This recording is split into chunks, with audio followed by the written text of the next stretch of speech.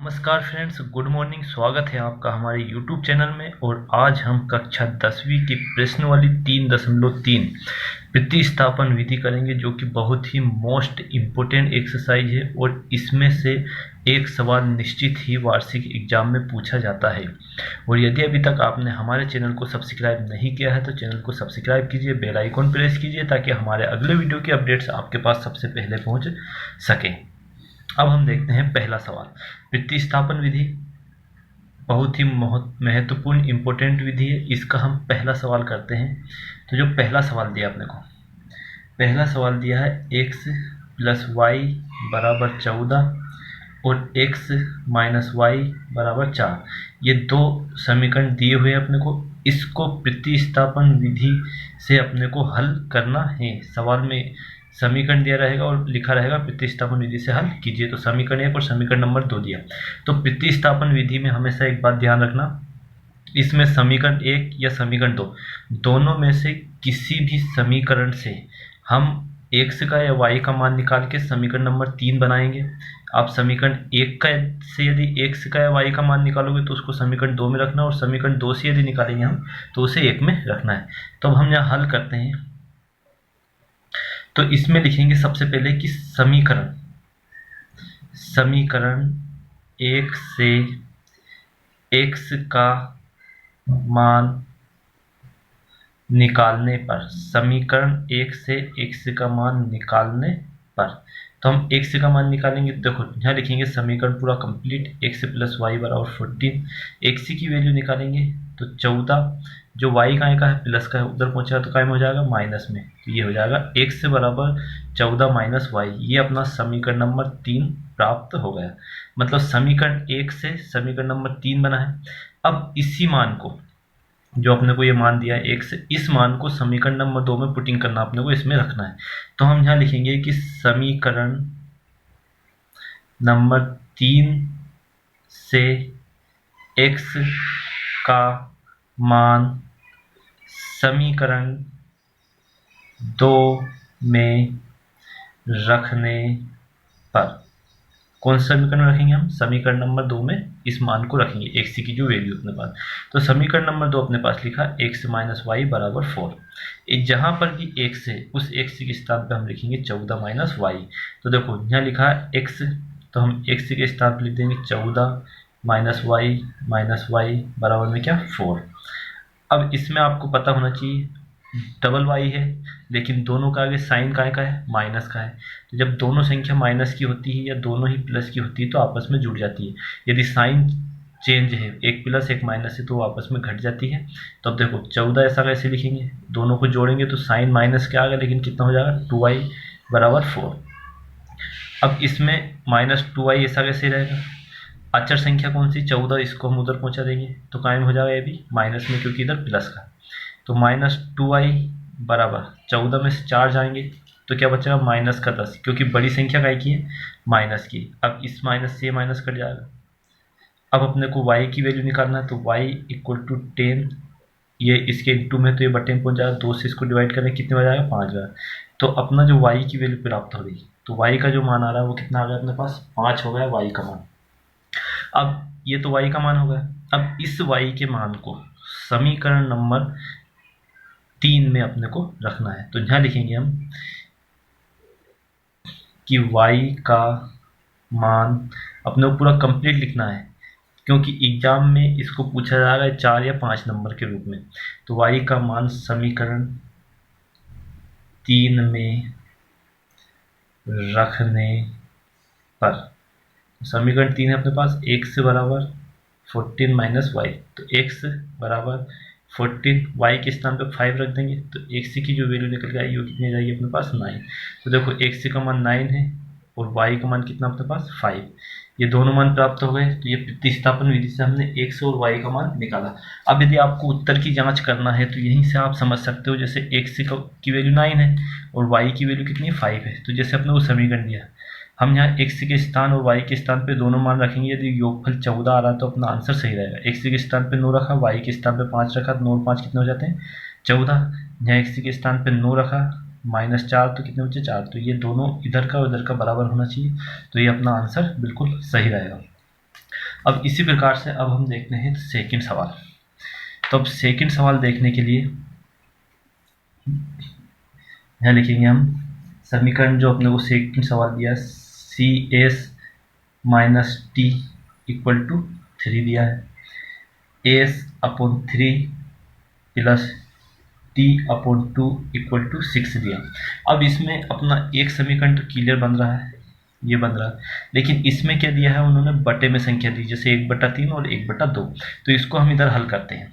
तो देखो s/3 पूरा एक समीकरण बनाते हैं इसको इस रूप में, s/3 प्लस टी अपॉन 2 बराबर में 6। बटे वाली संख्याओं को हमेशा एलसीएम लेके जोड़ा जाता है। इन दोनों जब हर अंश ऊपर वाला और हर नीचे वाला रहता है भिन्न में, तो जो अंश वाली हर वाली जो संख्या यदि विपरीत रहती है तो इन दोनों का इसका इधर मल्टीप्लाई हो जाता है। इन दोनों का एलसीएम लेंगे तो 6 आ जाएगा, इसका इधर करेंगे तो 2s प्लस इसका इधर करेंगे तो 3t बराबर में क्या 6। तो ये 2s प्लस 3t बराबर 6 का उधर करा कितना हो जाएगा 36। ये अपने पास समीकरण सेकंड बन रहा है। तो यहाँ लिख रहे हैं 2s प्लस 3t बराबर 36 इक्वेशन सेकंड। ये हो गया कंप्लीट। अब इसके बाद अपने को ये देखना है समीकरण 1 और समीकरण नंबर 2 अपने पास प्राप्त हो रहा है। इसमें से आप t का मान भी निकाल सकते हैं, s का मान भी निकाल सकते हैं। तो हम इसमें लिखेंगे कि समीकरण 1 से s का मान निकालने पर, जो समीकरण 1 दिया उसमें s का मान निकालेंगे। देखो s minus T equal to 3, S की वैल्यू निकालेंगे तो 3 ऐसा कैसे रहेगा उधर, लेकिन हम सिर्फ टी को उधर पहुंचा रहे तो कायम हो जाएगा प्लस में।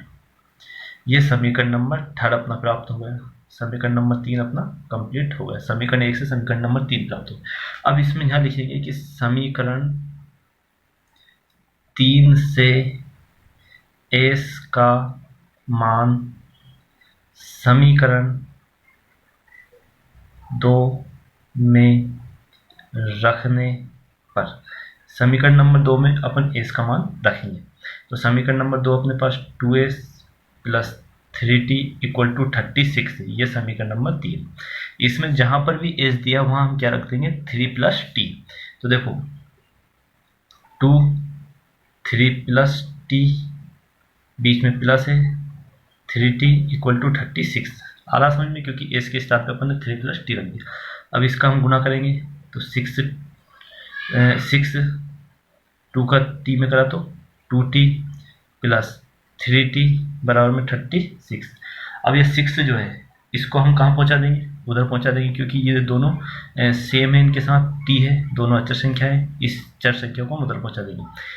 सॉरी, ये अचर संख्या और ये चर संख्या, तो 3 और 2 कितना हो जाएगा 5t लिख देते हैं हम डायरेक्ट, 36 माइनस 6 तो 5t बराबर में कितना बचा 30 बचा। अब t की वैल्यू निकालने के लिए हम क्या करेंगे, तो जो t की वैल्यू निकालेंगे तो t बराबर 30/5, तो 5 छके 30। तो t की वैल्यू अपने पास कितनी प्राप्त हो गई 6 प्राप्त हो गई t की वैल्यू।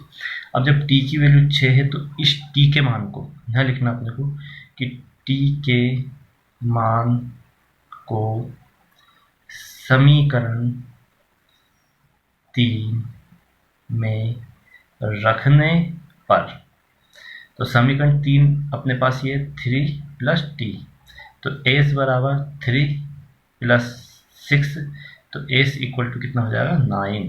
तो ये s बराबर 9 और t बराबर 6, तो यही अपना आंसर है प्रतिस्थापन विधि से।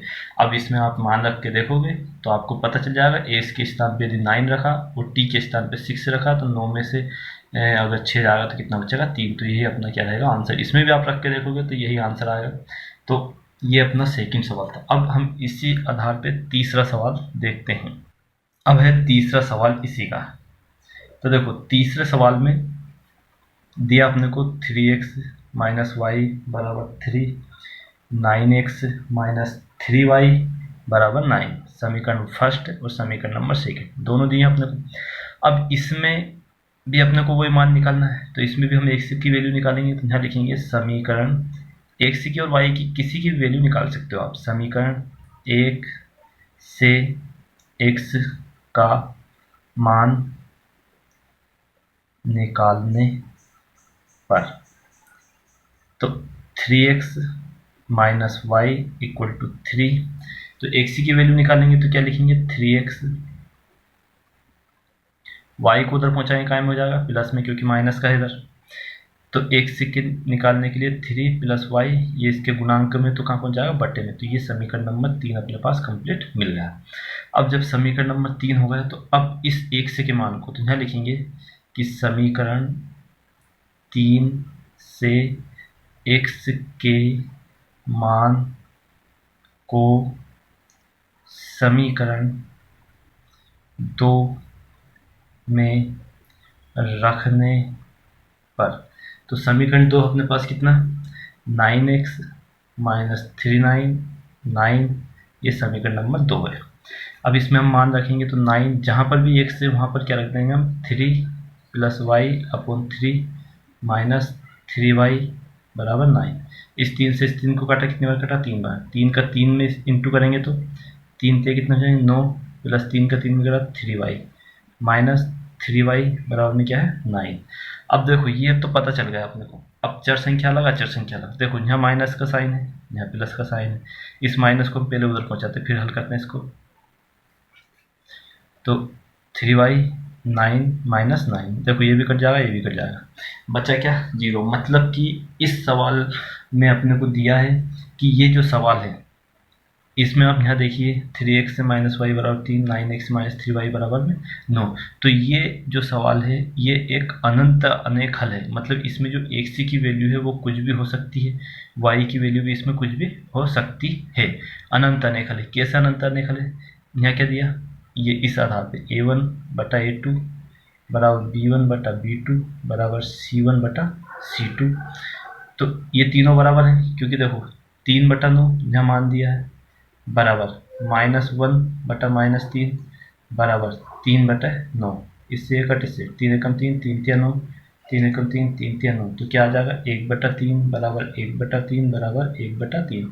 मतलब ये जो है एक अनंत अनेक हल का उदाहरण है।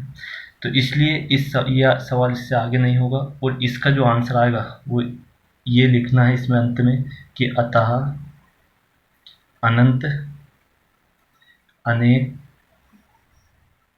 हल होगा और इसमें x का मान और y का मान कुछ भी हो सकता है।